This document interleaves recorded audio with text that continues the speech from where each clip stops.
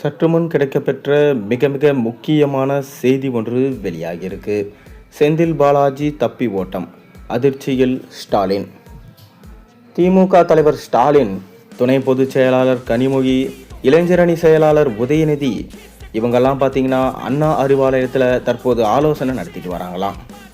அதாவது நம்ம எப்படி தோத்தோம், விஜய் எப்படி ஜெயிச்சாரு, இதற்கு யார் காரணம் என ஆராய தற்போது குழு அமைச்ச நிலையில் அடுத்த கட்ட நடவடிக்கைகள் குறித்து ஆலோசனை நடைபெற்று வருவதாக தகவல் வெளியாயிருக்கு. அதாவது தாவேகாவை எப்படி கலைப்பது, விஜய் ஆட்சியிலிருந்து எப்படி இறக்கும் என்பது குறித்து தான் தற்போது ஆலோசனை நடந்து வருதான். தேர்தல் முடிவுக்கு பிறகு திமுக எம்பி கனிமொழி மாநில அரசியலில் ஆர்வம் காட்டதா தற்போது தகவல் வெளியாயிருக்கு. அதாவது இந்த தேர்தலில் விஜய்க்கு அதிகமாக பெண்கள், தலித்துகள், இளைஞர்கள் அதிகமான அளவில் வாக்களிச்சிருக்காங்களாம். இவை அனைத்துமே ஒரு சமயத்தில் திமுகவின் பாரம்பரிய வாக்குகளாக இருந்தவையாம். அனைத்தும் தற்போது விஜய் வசம் சென்றிருக்கு. இந்த போக்கை மாற்றுவதற்காக தான் திமுக தன்னை மறுகட்டமைப்பு செய்யும் வேலையில் இறங்கியிருக்கிறதா சொல்லப்படுது. மேலும் திமுகவில் ஏகப்பட்ட பவர் சென்டர்கள் இருக்கான். அவை அனைத்தும் ஓரங்கட்டப்பட்டு கட்சிக்கு புதுசாக இளம் ரத்தத்தை கொண்டு வரும் வேலையில் திமுக இறங்கியிருக்காங்களாம். ஏன்னா இளைஞர்கள் மற்றும் பெண்களின் வாக்குகளை வச்சுதான் விஜய் தற்போது ஆட்சி அமைச்சிருக்காரு. அவர்களையே திமுக பக்கம் கொண்டு வந்து விட்டா, அதாவது தாவேகாவில் வெற்றி பெற்ற அமைச்சர்களுக்கு பணம் கொடுத்து திமுகவுக்கு கொண்டு வந்து விட்டால் மீண்டும் திமுக ஆட்சி அமைக்கலாம் என்பதையே மறைமுகமாக சுட்டி காட்டுது. ஆனால் கட்சியின் அடுத்த முதல்வர் முகமாக இருக்கும் உதய் கனிமொழியின் இந்த விஷயத்தை விரும்புவாரா என்ற கேள்வியும் எழுந்திருக்கு. அதாவது தமிழக அரசியல் களம் இதுவரை காணாத வரலாற்று மாற்றத்தை சந்திச்சிருக்கு.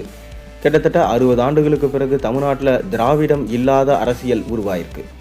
நடந்து முடிந்த சட்டமன்ற தேர்தலில் திமுக வெறும் 59 இடங்களில் மட்டுமே வெற்றி பெற்றது. ஆனால் தமிழக வெற்றி கழகம் திமுகவை தோற்கடித்து 108 இடங்களில் வென்று தனி பெரும்பான்மை கொண்ட ஒரே கட்சியாக மாறியிருக்கு. இதையெல்லாம் விட திமுக தலைவரும் முன்னாள் முதல்வருமான ஸ்டாலினே தனது சொந்த தொகுதியில் VS பாபு கிட்ட மண்ணை கவ்வினார். PT பழனிவேல் தியாகராஜன் உட்பட்ட திமுகவின் முக்கிய அமைச்சர்கள் பலரும் இந்த தேர்தலில் தோல்வியை தான் சந்தித்தாங்க. தமிழ்நாட்டோட 13வது முதல்வராக விஜய் பதவியேற்றிருக்கார். திமுகவில் எதிர்கட்சியாக மாறியிருக்கு. ஆனால் திமுகவின் தோல்வி எதிர்பார்க்காத ஒன்று. தேர்தலுக்கு பின்னாடி வந்த கருத்து கணிப்புகளும் சரி, திமுக வெல்லும்னு தான் சொன்னாங்க. ஆனால் கருத்து கணிப்புகளை எல்லாம் முறையடித்து தாவேகா வென்றுடுச்சு. திமுக தோல்விக்கு பல கட்ட காரணங்கள் முன்வைக்கப்பட்டன. ஆனால் திமுக தலைவர் மு க ஸ்டாலின் தனது கட்சியின் தோல்விக்கு தானே பொறுப்பேற்பதா சொல்லி அறிவிச்சிருந்தார். மேலும் திமுக தோல்வி குறித்து ஆய்வு செய்வதற்கு 36 பேர் கொண்ட குழுவினரை அமைச்சாங்க திமுக தலைமை. கடந்த 18ஆம் தேதி முழுக்க இந்த குழு நேரில் சென்று ஆய்வு மேற்கொண்டு வராங்க. மேலும் இந்த ஆய்வின் போது சில முக்கியமான விஷயங்கள் கனிமொழிக்கு தெரிய வந்திருக்கான்.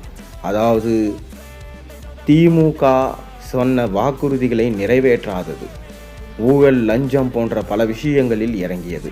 முக்கியமாக தமிழ்நாட்டில் பெண்களுக்கு பாதுகாப்பாக திமுக செயல்படாததுதான் இந்த தோல்விக்கு காரணம் என கனிமொழிக்கு தெரிய வந்திருக்கான். மேலும் திமுக கட்சி கட்டமைப்பின் படிநிலைகள் தற்போது மாற்றம் காண துவங்கியிருக்கு. அதிலும் குறிப்பாக சொல்லணும்னா, சில காலமாக கனிமொழி மாநில அரசியலிருந்து ஓரமாக இருந்தார். மேலும் அவர் டெல்லிக்கான திமுக பிரதிநிதியாகவே கருதப்பட்டார். அது மட்டும் இல்லாமல் இந்த தேர்தலில் கனிமொழிக்கு சட்டமன்ற தேர்தலில் போட்டியிட வாய்ப்பும் கிடைச்சும் கனிமொழி ஆதரவாளர்கள் எதிர்பார்த்தாங்க. ஆனால் வாய்ப்பு கிடைக்கல.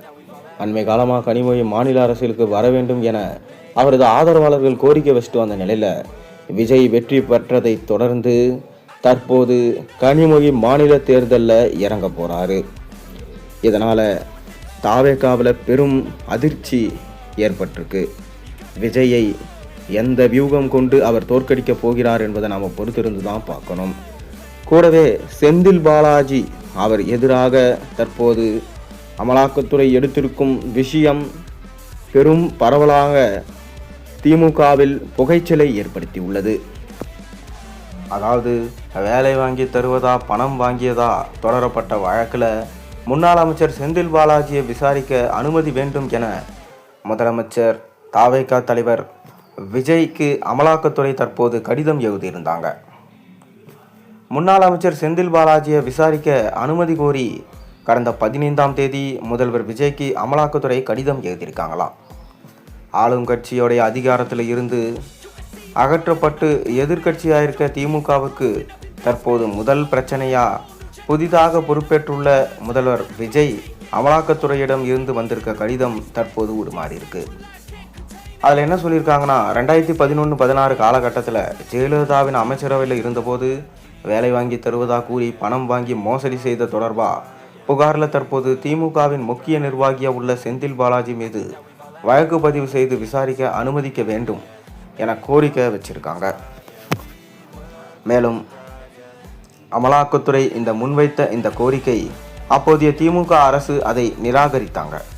அமலாக்கத்துறை சென்னையில் உள்ள சிறப்பு PMLA நீதிமன்றத்தில் வழக்கு தாக்கல் செஞ்சிருந்தாலும் மாநில அரசின் கட்டாய அனுமதி இன்னும் நிலுவையில் உள்ளதனால விசாரணை இன்னுமே ஸ்டார்ட் பண்ணப்படலை. மேலும் பார்த்தீங்கன்னா, தமிழ்நாடு அரசு தலைமை செயலாளருக்கு கடந்த 15ஆம் தேதி அமலாக்கத்துறை சார்பில் 3 பக்க கடிதம் எழுதப்பட்டிருக்கு. அதோடு புகார் தொடர்புடைய ஆதாரங்கள், ரகசிய விசாரணை குறிப்பு மற்றும் வழக்கு தரப்பு புகாரின் நகல் ஆகியவற்றை ஒரு பென்டிரைவில் இணைக்கப்பட்டிருக்கான். மேலும் செந்தில் பாலாஜி ஆளும் கட்சி மற்றும் அமைச்சரவையில் உறுப்பினராக இருந்ததால் திமுக அரசு வேண்டுமென்றே அனுமதி வழங்குவதில் தாமதம் செஞ்சதாக சொல்லப்படுது. நீதிமன்றம் முறையாக விசாரணையை தொடங்க உடனடியாக ஒப்புதல் வாங்குமாறு தாவேகா தலைமையிலான மாநில அரசை அமலாக்கத்துறை தற்போது கேட்டுக்கொண்டிருக்காங்க. இதற்கு தாவேகா தலைமையில் விஜய் அனுமதி கொடுப்பாங்களா என்ற கேள்வி அரசியல் வட்டாரத்தில் பரபரப்பை ஏற்படுத்தியிருக்கு. ஒருவேளை முறைப்படி விஜய் அனுமதி அளித்தா அடுத்த வரும் நாட்கள் திமுகவிற்கு மிகவும் சோதனையாக இருக்கும் என்று தற்போது கணிக்கப்பட்டிருக்கு.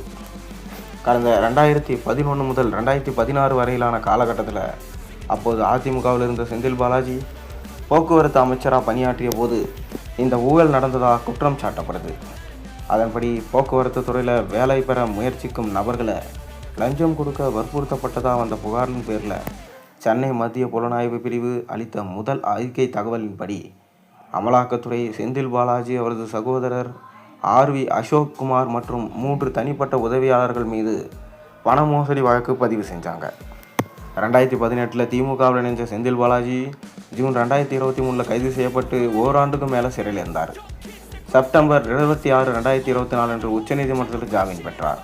அவர் மீண்டும் செப்டம்பர் 29 அன்று அமைச்சராக நியமிக்கப்பட்டு மு.க. ஸ்டாலின் அமைச்சரவையில் மின்சாரம், மதுவிலக்கு மற்றும் கலால் ஆகிய அதே துறைக்கு அவருக்கு ஒதுக்கப்பட்டது. ஆனால் நீதிமன்றத்தின் ஆட்சேபனைக்கு பிறகு செந்தில் பாலாஜி தனது பதவியை ராஜினாமா செஞ்சார். கண்டிப்பாக இம்முறை செந்தில் பாலாஜி தப்பிக்கவே முடியாது. விஜய் எம்மாதிரியான விஷயங்களை கையில் எடுக்கப் போகிறார் என்பதை நாம் பொறுத்திருந்து தான் பார்க்க வேண்டும்.